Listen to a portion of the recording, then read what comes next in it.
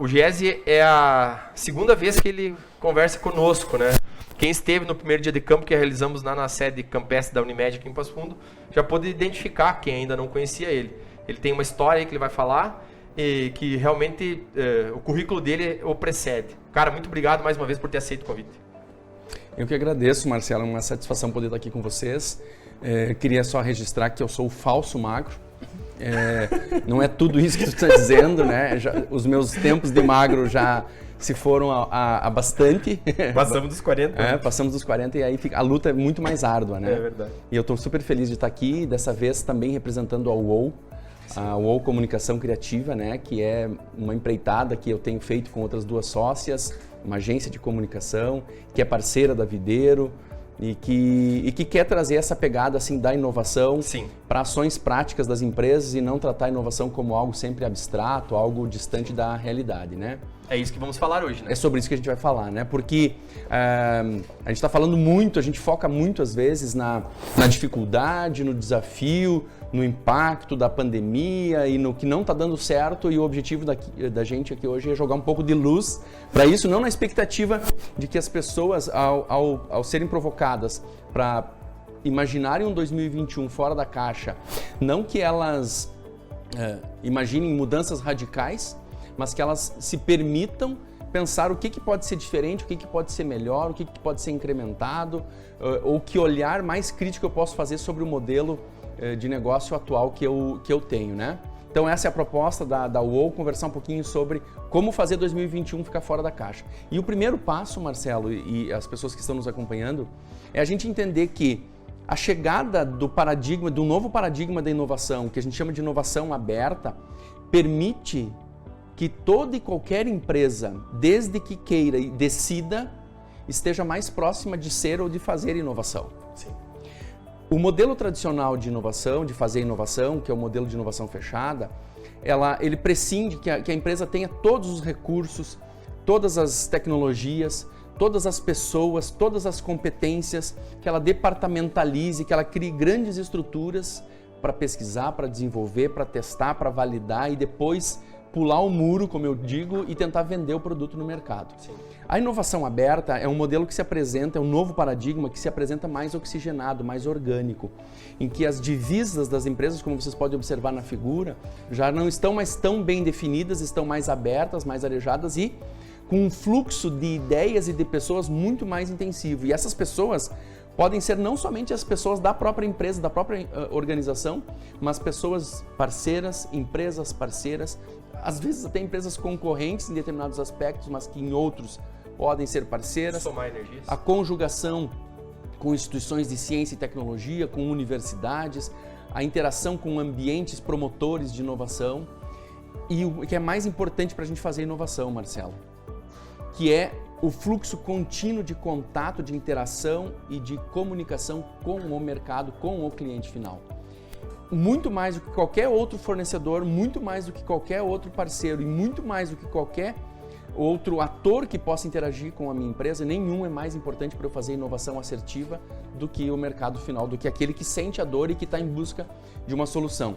E aí a gente precisa entender de que lado está a nossa empresa, para eu poder ver que tipo de inovação eu vou fazer. Sim. A minha empresa pode estar do lado, até pelo mercado em que ela atua, em que a inovação só vai ser possível mediante o avanço natural da ciência e da tecnologia. A gente não desenvolve um medicamento de hoje para amanhã, a gente está sentindo na pele o desespero do mundo todo em busca de uma vacina. Sim. Mas a vacina não é apenas fruto do desejo de alguém. A vacina, para existir, ela é fruto também do desejo ou da necessidade de alguém, mas principalmente do avanço científico e tecnológico de uma grande área ou de uma conjugação de áreas. Por outro lado, Marcelo, existe oportunidade para negócios, existem alguns setores em que o avanço da inovação, que a implementação da inovação, ela é empurrada pela demanda. Sim. Em que se eu tiver capacidade de entender, de ter uma inteligência de mercado, a ponto de entender para onde está indo o mercado, qual é a expectativa do cliente, e eu juntar os recursos necessários, eu rapidamente respondo com inovação. Sim. Que é o caso, por exemplo, de tecnologias mais duras, como a tecnologia em software, como a própria remodelagem no formato de serviços.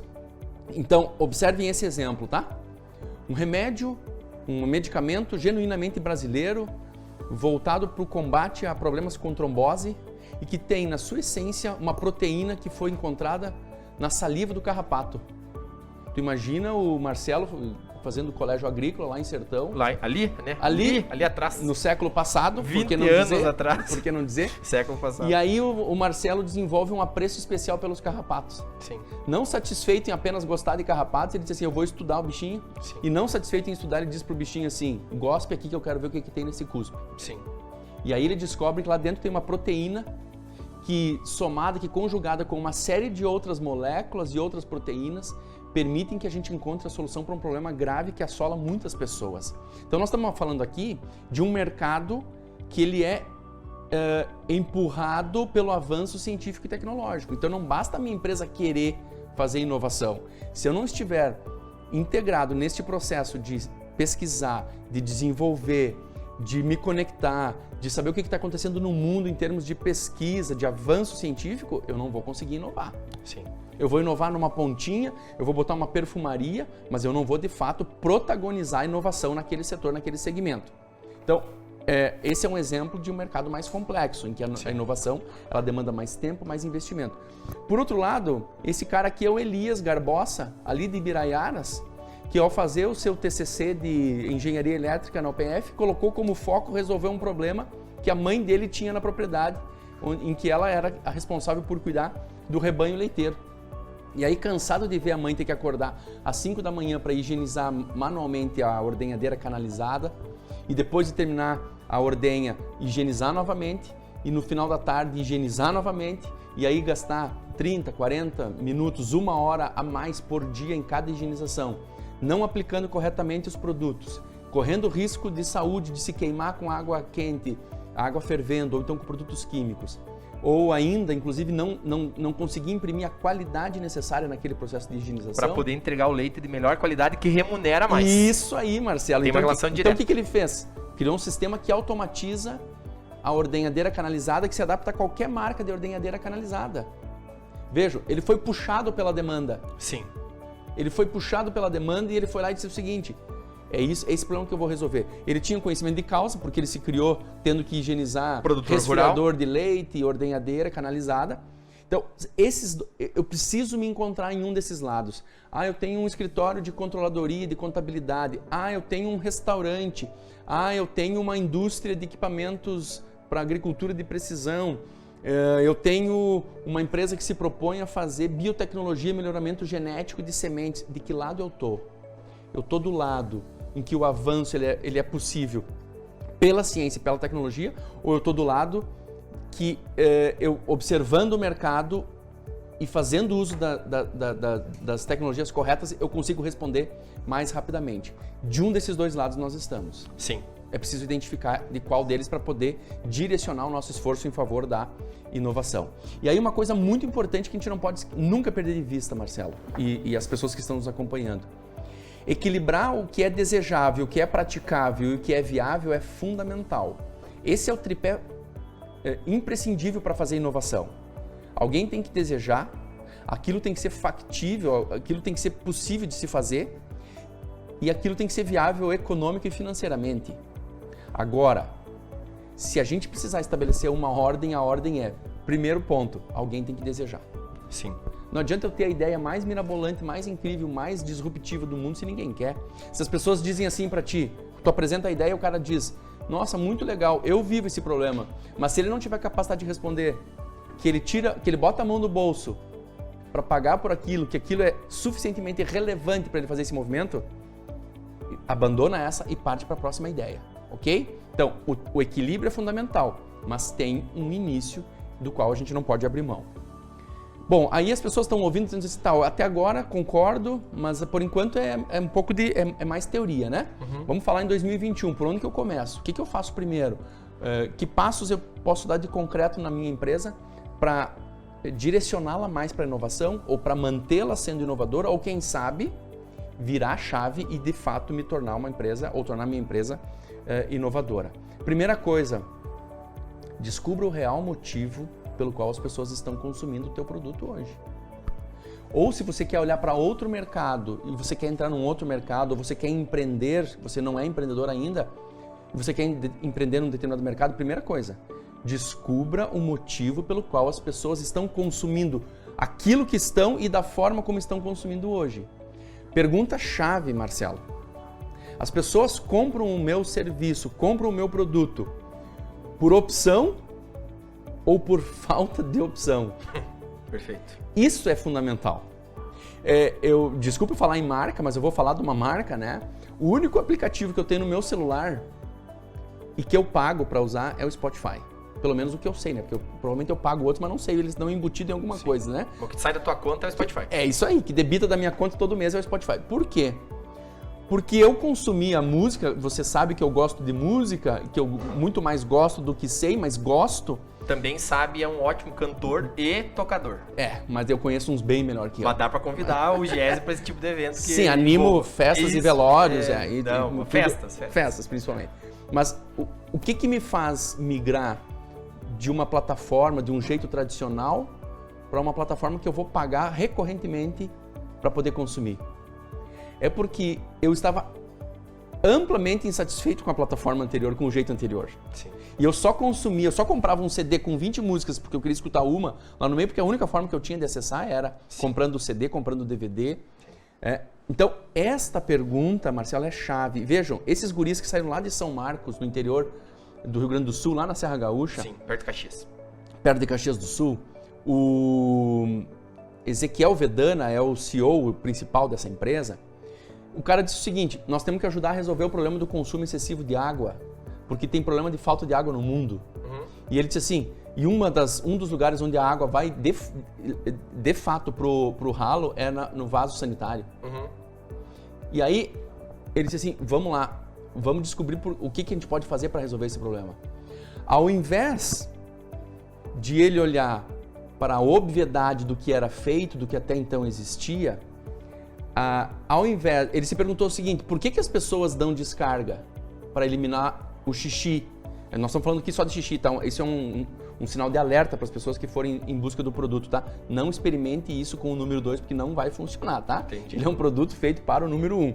Mas assim, por que as pessoas dão descarga cada vez que fazem xixi? Essa foi a pergunta que a PIP fez. Uhum. E aí eles descobriram que as pessoas davam descarga depois que faziam xixi porque não tinha outra forma de eliminar o xixi. Qual foi a solução? Desenvolver um produto biodegradável que você coloca 1 ml, aciona um dispenser com 1 ml que vai lá no xixi e ele elimina a cor e o odor do xixi, não polui e você elimina a necessidade de dar quantas descargas. E aí hoje, vocês me perguntam assim, onde é que está a PIP? Que a gente não ouve falar, é porque a PIP foi para São Paulo. Porque os grandes clientes da PIP são grupos empresariais gigantescos que têm 5, 7, 10 mil trabalhadores. Sim. E aí você imagina quanta água é dispensada pelo vaso sanitário, pelos mictórios. Em virtude do xixi. E da concentração de pessoas. Sim. E aí com o PIP você aciona lá, né, de forma prática e com 1 ml você dispensa a necessidade de jogar pelo vaso sanitário de 5 a 7 litros de água cada vez que você dá descarga. Perfeito. Então, vejam, por que as pessoas estão consumindo o meu produto da forma como eu ofereço? Por que as pessoas estão comprando o meu produto da forma como eu estou oferecendo? Ou como o setor todo está? Porque aí, às vezes eu olho para o lado e digo assim, mas todo mundo faz desse jeito. Por que as pessoas estão consumindo do jeito como todo mundo oferece? Porque elas querem ou porque não tem outra forma. Segundo ponto, segunda dica importante para 2021, fuja das referências. A gente tem uma tendência de quando a gente quer ter ideias, a gente olhar o que os outros já fazem ou olhar para trás para aquilo que os outros já fizeram. Uhum. Essa é uma armadilha, Marcelo. Só que nós fomos acostumados, e aí eu vou falar para nós que somos aqui administradores, contadores, né? Nós fomos acostumados a buscar pontos de segurança, antes de mais nada. E eu estou sugerindo aqui aos colegas, isso é um desafio para mim, pela minha formação e pela minha cabeça um pouco mais cartesiana, mais, né, de planejamento, de previsibilidade. Estou dizendo o seguinte, se você puder, se você tiver condições, se sentir capaz, procura o vazio, procure páginas em branco, procure a ausência de referências, procure a insegurança e não aquilo, o que os outros já fazem. Porque quando a gente olha muito para o que os outros já fazem, a tendência é que a gente faça um pouquinho melhor, um pouquinho diferente, mas a gente não faz de forma inovadora. Aqui tem um exemplo legal, a Wine surgiu há 12 anos, um clube de vinhos. Perfeito. E aí eles disseram o seguinte: não vamos fazer como todo mundo faz. O que as pessoas fazem? As pessoas ou tem, né? Ou as pessoas vendem direto na fonte, as pessoas vão lá na vinícola e vão comprar o vinho, ou as pessoas vão no supermercado, ou vão numa loja especializada e o cara disse o seguinte: não, há 12 anos atrás, nós vamos propor que as pessoas experimentem vinhos. Perfeito. Nós vamos propor uma experiência de degustação de vinho combinada com alimentação e, melhor ainda, que as pessoas vão receber em casa com orientação de especialistas para terem essa experiência dentro da sua casa, com os seus amigos, com os seus familiares. Eu sou um sócio da Wine há 10 anos. Eu nunca recebi um vinho repetido. Eu nunca deixei de receber a minha caixa com os meus 2 vinhos. Então, o que eles fizeram? Esquece o que já fazem. Vamos fazer o nosso, vamos fazer o novo e o diferente. E por fim, essa é a provocação mais importante, assim, que é para mexer um pouco realmente com o cérebro das pessoas, né? É convidar as pessoas a inverterem a lógica. Sim.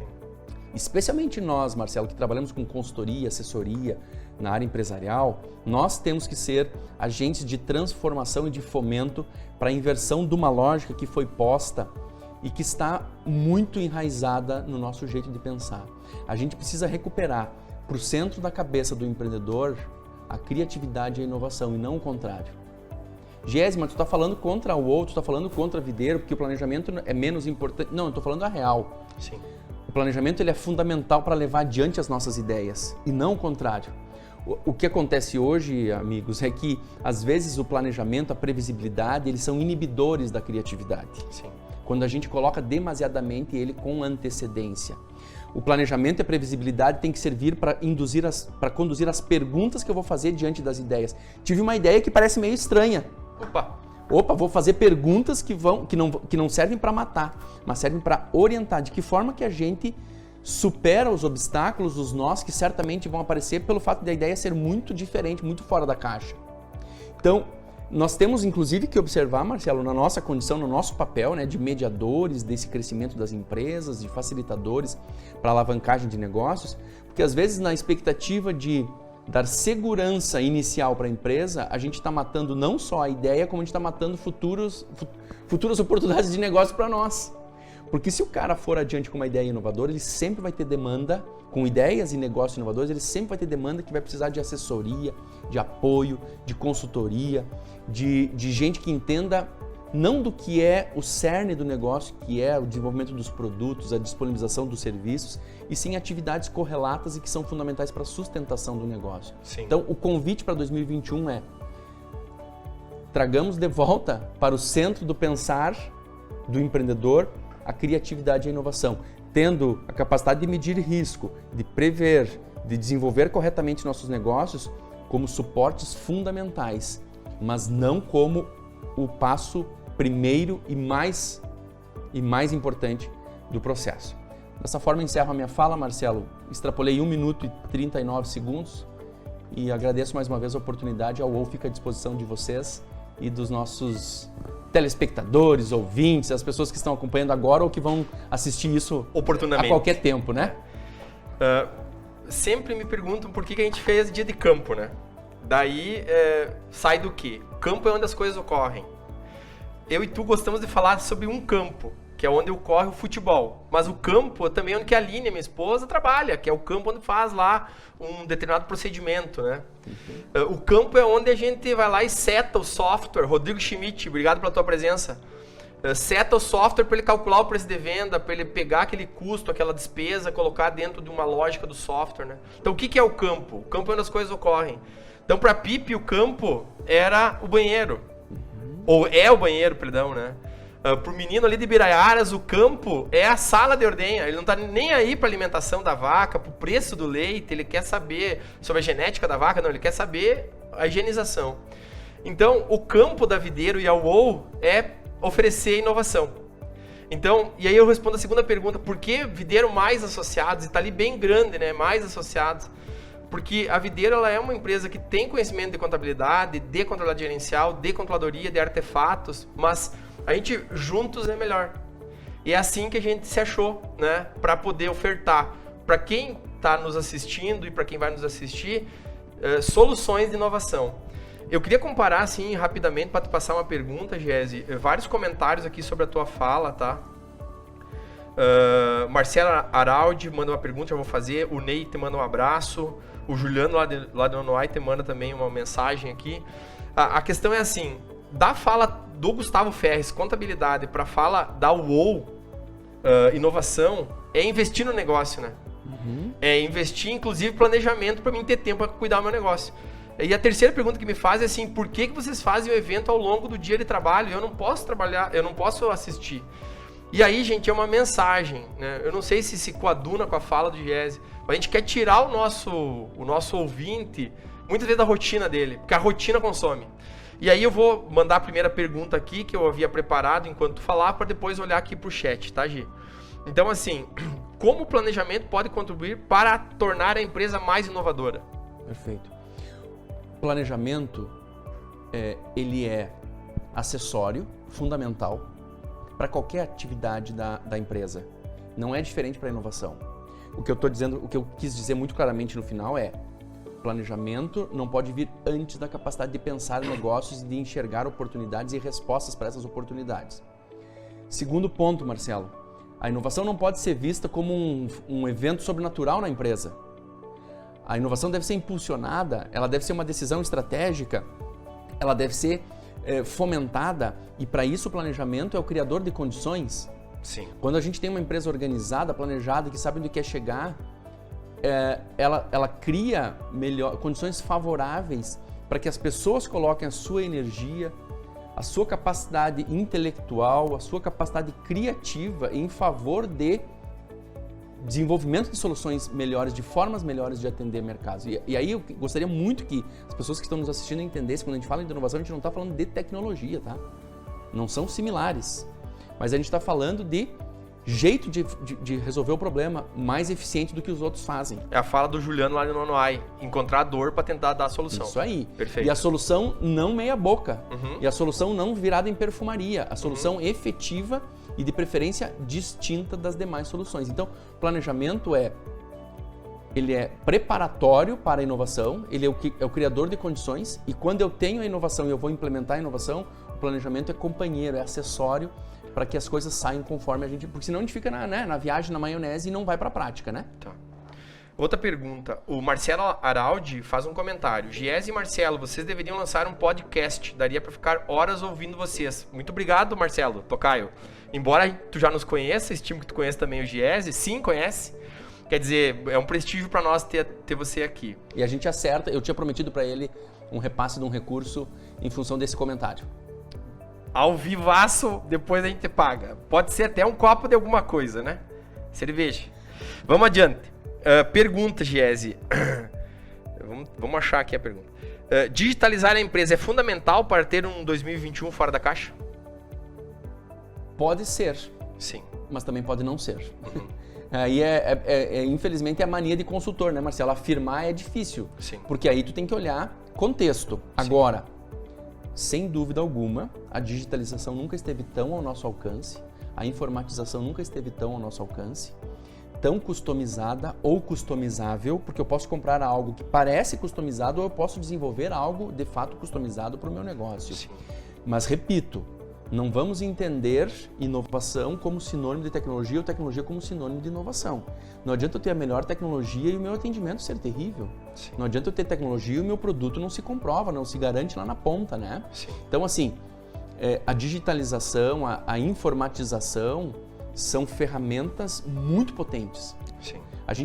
Eu tenho um pai e uma mãe ali na casa dos 70 anos e que, vivendo a pandemia, eles se conformaram, entenderam que eles precisavam ficar em casa e cuidar da saúde deles, e eles viraram compradores de rotina da internet. Sim. E aí, seja pelo WhatsApp, seja pelo aplicativo. Então, vejam, isso nos aproxima nossas empresas dos nossos clientes, dos nossos consumidores. Sim. Mas isso tem que estar muito bem combinado com os outros processos. E outra coisa, viu, Marcelo? Não vamos achar que, porque agora caiu a ficha e eu preciso informatizar, Sim. eu vou estar inovando. Não, talvez eu esteja apenas corrigindo um atraso de algo que eu já deveria ter feito há 5 anos atrás. Sim.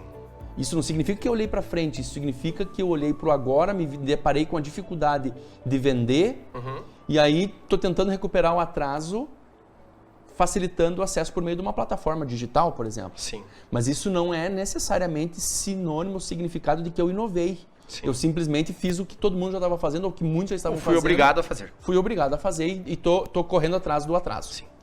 Pessoal, sempre é legal conversar com o Giese, ele tem um compromisso e tal, e eu queria... Temos 9 minutos do tempo que tu nos pediu, né? O Giese, ontem mandou uma mensagem ao Adriano Canabarro Teixeira, dizendo assim, que time que vai falar no terceiro dia de campo? E eu disse assim pro Adriano, o ano passado tu estava escalado. Esse ano só não está escalado porque é só de manhã. Porque se fosse o dia todo, com certeza o Adriano tinha algo para nos falar. Por que eu estou abrindo essa porta, Giese? Porque tu inicia agora, dia 2? 4. Dia 4 de janeiro, uma nova etapa da tua vida. Queria que tu falasse um pouquinho sobre ela. Por quê? Porque a Prefeitura Municipal do Passo Fundo, desde 2017, apoia os eventos da Videiro. Queria falar do Cadu, que é uma pessoa assim, nota 10 para nós, esteve presencialmente em todos os nossos eventos e hoje, havendo espaço na agenda, virá para dar um tchau aqui, para fazer um olá. Então, eu queria agradecer a Prefeitura Municipal, o prefeito Luciano, que lá atrás sempre apoiou o evento, que, de modo geral, é um evento inovador, né, para a gente poder trazer essas questões, conversar, etc. Então, eu te passo a palavra, agora eu vou passar a palavra para o secretário de Planejamento do município de Passo Fundo. Para mim é uma honra. Bonitão. Obrigado, Marcelo. Na verdade, nem sei o que dizer, né? Sim. Eu só quero dizer, assim, primeiro meu agradecimento a você pela referência, né?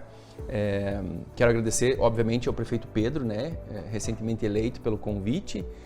Foi uma grande surpresa para mim, porque tu sabes muito bem que a minha trajetória profissional não é uma trajetória ligada à política, Sim. muito menos à política partidária. Sim. E essas escolhas... Eu não estou falando da escolha feita do meu nome, mas do conjunto do secretariado, né? Sim. Prezando pela técnica, pelo profissionalismo, nos dá esperança de vivermos em lugares ainda melhores, Sim. né? Para termos as nossas famílias e para construirmos as nossas histórias. Então, me sinto muito lisonjeado com o convite, desafiado com o convite. Estou me inteirando nesse momento, né? Dos trabalhos. Tenho recebido todo o apoio necessário dos colegas que já estão na prefeitura e principalmente do prefeito Pedro. Estou passando por um processo também difícil, por que não dizer assim, de desligamento, né, da Universidade de Passo Fundo, onde eu estou há 24 anos. Sou teu colega há 11. Isso aí. E eu há 24 anos construo uma trajetória profissional e a universidade permite que a gente faça isso, né? Agora nos últimos anos me dedicando assim, com foco total na área da inovação, parque tecnológico, incubadora de empresas, agência de inovação. E eu acredito e espero que essa experiência de construção desse processo na universidade, de modelagem de uma área absolutamente nova na universidade, né, junto com muitas outras pessoas que participaram desse processo. Uma grande área da universidade, que Isso antes não aí, existia. que né? não existia, né? Graduação, extensão, pesquisa e agora a inovação, inovação, né? E eu espero que a gente possa levar isso para compartilhar ainda mais com a cidade de Passo Fundo, porque não com a região, considerando Passo Fundo como uma cidade polo, né? Sim. Mas muito satisfeito com o convite e com o desafio a partir do dia 4 de janeiro de ajudar o prefeito Pedro e toda a gestão a pensarmos a cidade, a planejarmos a cidade de forma mais articulada, mais conectada, mais inteligente, mais ágil e no final das contas o que importa, né, Marcelo? Como eu disse antes, um lugar melhor para a gente viver.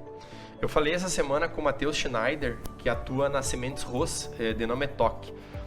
Tem no seu currículo a SESI? Sesc, tem no seu currículo também a Rede Farmácia São João. E falando com o Matheus, disse a ele assim, a minha irmã é funcionária pública federal, minha cunhada e meu cunhado são funcionários públicos estaduais. Eu tenho um grande amigo, nosso amigo, né, o Sérgio Costela, funcionário público federal. Né, a gente tem muitas pessoas bacanas que atuam na área pública. Agora tem um grande amigo, compadre, que atua na área pública. Então, para a gente entender, pessoal, que quem faz a política também tem muita gente séria. Eu acho que isso é importante que a gente mande essa mensagem. Né? E falando de ti, falando do Adriano Teixeira, que são duas pessoas que eu tenho, felizmente, a oportunidade de privar, dizer que fico muito contente por ter dois amigos lá trabalhando, né, cuidando da nossa comunidade aqui.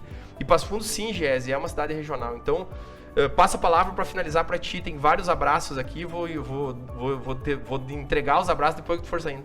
Só quero agradecer mais uma vez, Marcelo, a oportunidade, parabenizar pelo evento. Eu acompanho também desde a primeira edição. Acompanho a Videiro, tenho um afeto muito grande, não só por ti, pela tua família, mas pela Videiro, porque vi nascer. Sim. E acredito nesse modelo de negócio, na forma como vocês fazem, com a seriedade com que vocês fazem. E quero mandar minha saudação a todos que estão acompanhando agora ou que vão, né, assistir depois. Nós estamos no dia 18 de dezembro de 2020 e nesse momento cabe também desejar um bom final de ano para todos, com muita saúde, com muita paz, e um 2021 cheio de esperança, porque a gente tem muita coisa para fazer e até, por que não dizer, tem algumas coisas que a gente deixou de fazer em 2020 que a gente precisa recuperar no ano que vem. Saúde para todos nós, né? Acima de tudo. Gési, muito obrigado.